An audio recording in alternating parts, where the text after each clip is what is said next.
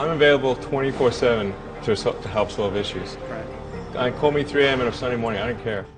A cross-pollination of Thomas Edison and Tony Stark, Elon Musk. Were you a little naive when you thought I can easily build an electric car and a rocket? I didn't think it would be easy. Like I said, I thought they would probably fail. But you know, like creating a company is almost like having a child. So it's sort of like, how do you say your child should not have food? So once you have the company, you have to feed it and nurse it, and take care of it, even if it ruins you. Yeah.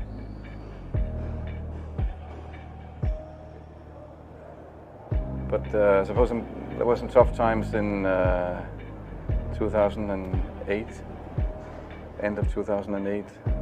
How did you get through that period of crisis? Yeah.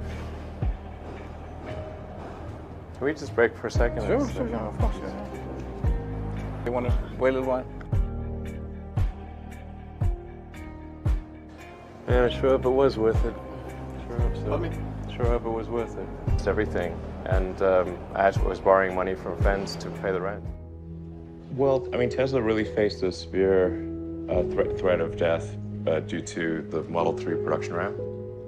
Essentially, the company was bleeding money like crazy, and just if we didn't solve these problems in a very short period of time, we would die. And it was extremely difficult to solve them. How close to death did you come? Within single-digit weeks. 22 hours a day, or like what? How many I hours? was working, so 7 days a week, sleeping in the factory. I worked in the paint shop, general assembly, body shop. Do you ever worry about yourself imploding? Like it's just too much? Absolutely. No one should put this many hours into work. This is not good. People should not work this hard. They should not do this. It's very painful. Painful in what sense? It hurts my brain and my heart. Where do you come up with your best ideas? Are you on vacation, or are you kind of just like in the middle of the night you wake up and start drawing things down? Or you know, sounds really cliche, but like the shower is probably like you know, wake up and go to shower in the morning. And I think actually what's really happened is kind of stuff is percolated in the subconscious. Right. And it's not really occurring in the shower, but you're kind of getting the results of last night's, you know, computation, basically. Right. Whatever area that you get into, given that, you know, even if you're the best, there's always a chance of failure. So I think it's important that you really like whatever you're doing. If you don't like it, life is too short. You know, I'd say, and also if you like what you're doing, you think about it even when you're not working. I mean, it's something that your mind is drawn to, and if you don't like it, you just really can't make it work, I think. When you had that third failure in a row, did you think, I need to pack this in? Never. Why not? I don't ever give up. I mean, I'd have to be dead or completely incapacitated. Starting a business, I'd say, number one is have a high pain threshold. That's it. There's a friend of mine who's got a good saying, which is that starting a company is like eating glass and staring into the abyss. Okay, that's generally what happens, because when you first start a company, there's lots of optimism and things are great, and then so happiness at first is high. Then you encounter all sorts of issues, and happiness will steadily decline, and then you'll go through a whole world of hurt.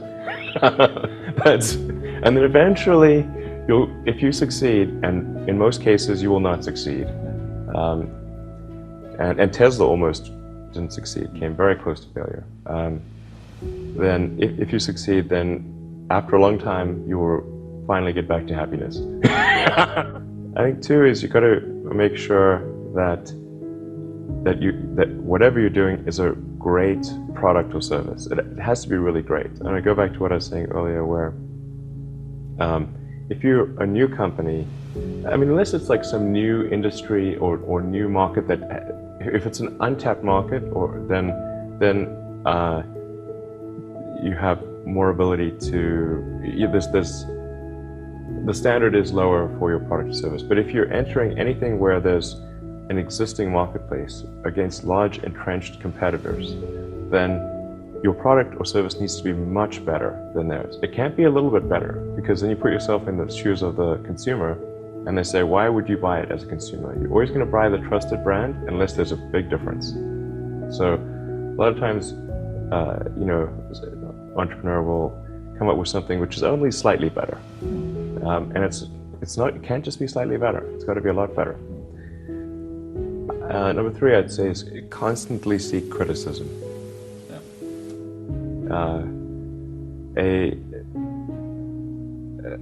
A well thought out critique of whatever you're doing is as valuable as gold. And you should seek that from everyone you can, but particularly your friends. Usually your friends know what's wrong, but they don't want to tell you because they don't want to hurt you. So lift you up, sort of. yeah. So they'll say, oh, I wouldn't encourage my friend, so I'm not going to tell him what I think is wrong with this product. Yeah. It doesn't mean your friends are right, but very often they are right. And you at least want to listen very carefully to what they say. And to everyone, if you're looking for, basically, you should take the approach that you're wrong. You know, that you, the entrepreneur, are wrong. Your goal is to be less wrong.